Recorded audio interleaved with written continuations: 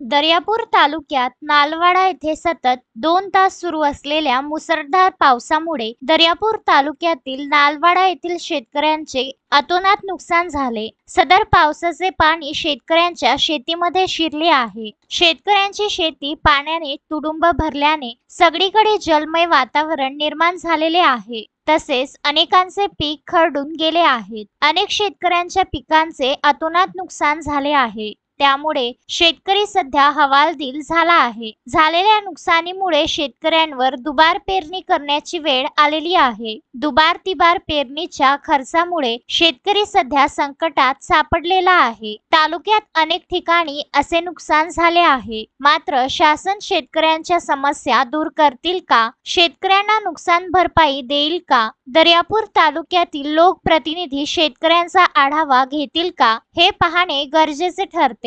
असे असले तरी तालुक्यात अजूनही दर्यापूर, पेठ, इतबारपूर, पनोरा, जहानपूर, इटकी, नाचोना, लेहेगाव या भागात अतिअल्प पाऊस झाला आहे. येथील शेती पिके पावसाची वाट बघत आहेत. या भागात खूप कमी पाऊस झाल्याने शेतकरी पिके वाचवण्यासाठी धडपड करीत आहेत. गजानन देशमुख, विदर्भ न्यूज, दर्यापूर.